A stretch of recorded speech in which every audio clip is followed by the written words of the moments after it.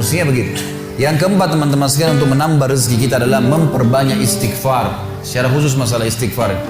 Karena ada sebuah hadis Nabi SAW yang berbunyi, bisa saja rezeki seorang hamba tertahan, ya, ditahan oleh Allah, belum dikasih, ditahan dulu karena dosa yang dia lakukan.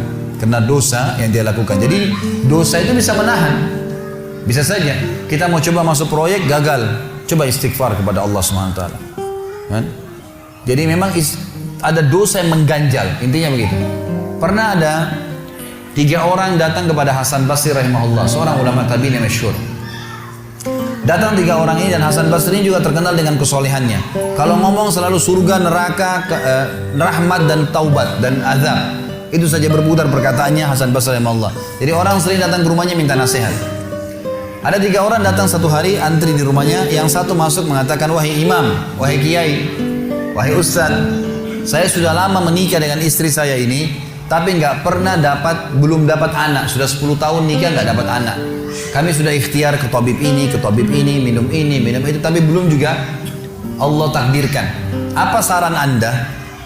Maka kata Hasan Basri, perbanyak istighfar. Perbanyak ya, bukan kerjakan istighfar, perbanyak. Terus lisanmu astagfirullah wa atubu ilaih, astagfirullah terus diucapin, jangan berhenti. Maka kemudian keluar orang tersebut. Masuk orang kedua mengatakan, wahai imam, saya sudah lama kena penyakit di perut saya, sakit terus. Kalau sakit saya sampai nggak bisa tahan, rasanya pengen mati saja kena sakitnya. Sudah coba berobat ke sana sini nggak sembuh-sembuh. Apa saran Anda? Kata Hasan Basri, perbanyak istighfar. Perbanyak istighfar. Amalin, pulang. Datang orang ketiga mengatakan, wahai imam, saya sudah lama bekerja banting tulang. Mayoritas waktu saya sehari kerja keras, tapi saya tidak pernah kaya seperti fulan. Ditunjuk orang kaya di kota itu, di kota Basra, di Irak. Apa saran Anda? Kata Hasan Basri, perbanyak istighfar. Pulanglah 3 orang ini. Lalu kemudian istri Hasan Basri bertanya, wahai suamiku, ketiga orang ini tadi butuh satu mungkin dikasih modal, mungkin satu ditunjukkan tabib yang tepat, mungkin obat. Kenapa Anda cuma suruh istighfar saja?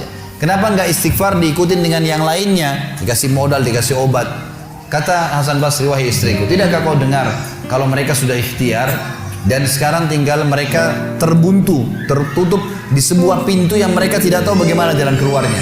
Maka saya mengingat firman Allah dalam surah Nuh. Surah Nuh ini surah nomor 71 ya.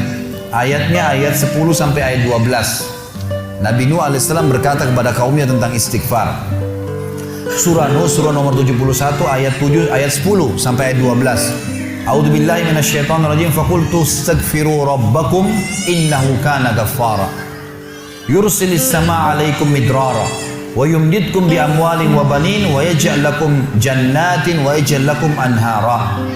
Kata Nabi, kata Allah Subhanahu wa taala, Nuh berkata kepada kaumnya, istighfarlah, minta taubatlah kepada Tuhan kalian, sesungguhnya Dia Maha menerima taubat hamba-hambanya. Manfaatnya Dia akan menurunkan untuk kalian dari langit midrara. Midrar kata para ulama tafsir bisa berarti hujan yang lebat, bisa berarti rezeki yang non-stop, terus dikasih sama Allah bertubi-tubi. Dan dengan istighfar Allah akan memperbanyak harta dan keturunan kalian. Dan Allah akan jadikan kebun-kebun kalian lebat, dan Allah akan suburkan juga seluruh sungai-sungai kalian. Jadi di sini manfaat daripada istighfar. Ada kisah yang lain teman-teman sekalian, kisah Imam Ahmad rahimahullah. Imam Ahmad rahimahullah dari 4 mazhab tadi, Abu Hanifah, Malik, Syafi'i dan Ahmad. Ahmad bin Hanbal muridnya Imam Syafi'i. Mazhab yang keempat. Imam Ahmad rahimahullah di akhir hidup beliau ulama besar hadis. Di akhir hidup beliau pernah terlintas di benaknya untuk mendatangi sebuah kota di Irak. Kenapa ke sana nggak tahu. Pokoknya pengen ke sana gitu. Imam Ahmad pergi ke sana.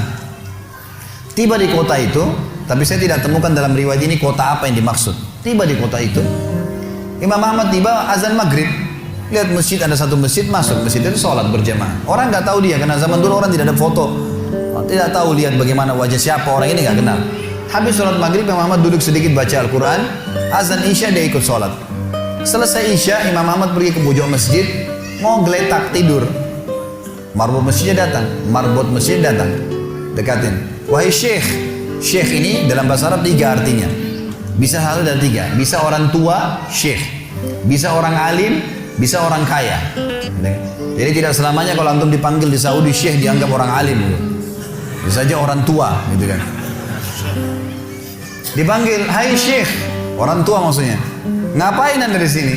Kata Imam Ahmad, saya musafir, nggak kenal orang siapapun di kota ini. Besok pagi saya mau pergi, nggak ada tempat nginap, saya mau nginap di sini. Karena zaman dulu nggak ada penginapan kayak kita sekarang, banyak hotel segala gitu. Kata marbotnya nggak bisa, masjid nggak boleh tidur. Kata Imam Ahmad, saya didorong-dorong keluar dari masjid. Orang ini nggak tahu kalau ini Imam Ahmad, kalau tahu mungkin diundang ke rumahnya. Tapi ini marbot, masya Allah, istiqamah ini gitu. Keluar dari masjid, ditutup pintu masjid sama dia. Imam Ahmad lihat orang yang sudah pergi, Imam Ahmad lihat ada teras masjid, tidur di teras masjid. Balik lagi marbotnya. Wahai Syekh, ngapain sini? Musafir, mau tidur, nggak ada tempat nginap. Nggak bisa Syekh. Teras pun nggak boleh, peraturan. Ini saya bilang tadi istiqamah luar biasa. Imam Ahmad bilang, saya didorong-dorong ke jalanan. Dorong ke jalanan. Waktu saya lagi didorong ke jalanan, ternyata masjid bersebelahan dengan kios penjual roti. Ada satu orang menjual roti di sebelah masjid. Lalu dia mengatakan, Syekh, dipanggil Imam Ahmad, silakan ke tempat saya. Imam Ahmad pun datang. Dia bilang, saya punya rumah tidak jauh dari sini, ini kios saya, ada ruangan tempat tidur saya. Silakan anda pakai nginap, besok anda mau pulang silakan. Kata Imam Ahmad menceritakan tentang keadaan dia dengan penjual roti ini. Dia bilang, ada satu perilaku penjual roti ini yang unik. Imam Ahmad tertarik dengan itu. Dia bilang, setiap kali orang ini pecahin telur, ngambil terigu, ngambil garam, itu sambil astagfirullah wa atubu ilaih, astagfirullah wa atubu ilaih. Terus lisannya nggak pernah berhenti nih, astagfirullah wa atubu ilaih. Kecuali Imam Ahmad bilang, saya ajak ngomong atau dia bertanya pada saya. Kalau berhenti, istighfar lagi. Selalu begitu. Kata Imam Ahmad, saya bertanya, sudah berapa lama kau amalkan nih? Orang itu bilang, sudah lama, dari saya masih bujang.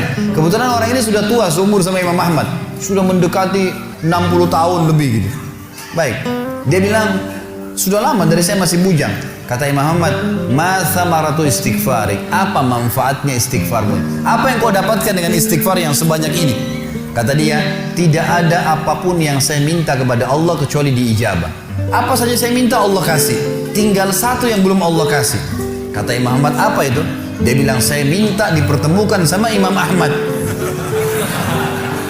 Oh ya, kisah nyata. Imam Ahmad mengatakan, Allahu Akbar, istighfarmu lah yang membuat saya datang ke kota ini, tidak tahu kenapa. Istighfarmu yang membuat marbot masjid mendorong-dorong saya keluar masjid. Istighfarmu yang mendatangkan saya ke tempat ini, tempat praktekmu, ke rumahmu.